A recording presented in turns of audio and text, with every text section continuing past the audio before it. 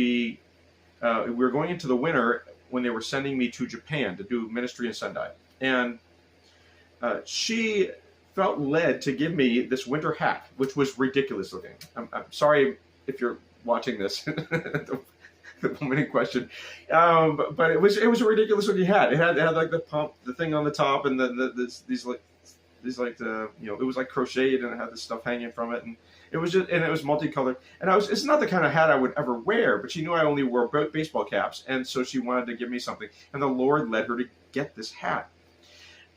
So instead of taking it with me, I actually put it into like a donation thing that we gave to the homeless people in South Korea at the time. We were working with a homeless shelter in Seoul.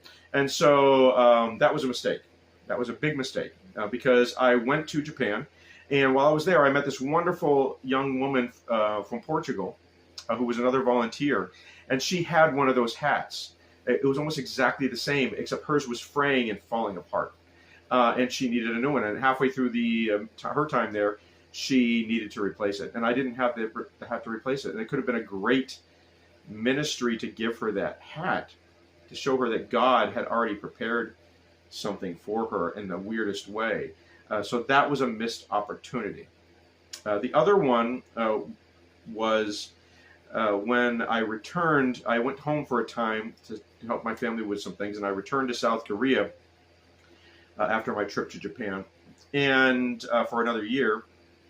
And I worked at this school, this private school.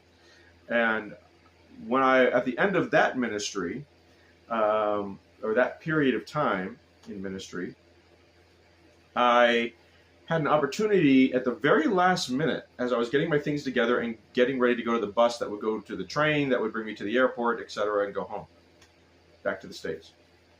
I had this last opportunity to witness to this new teacher who was replacing me, and God set it up perfectly. He set it up perfectly, and even had some of the other teachers there that I'd already witnessed to. But I was going to miss my bus, and I literally grabbed my things and I said, "I'm sorry, I have to go." And I took the bus to the bus station, and the next bus, the connecting bus, was like 2 hours late.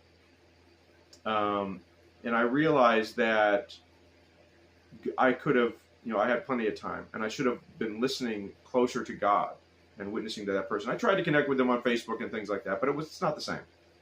It's not the same. So it's just a couple of examples of things you don't want to do. You want to follow God's leading. You want to see the setup when it happens and recognize it and witness to people and trust God. That's all.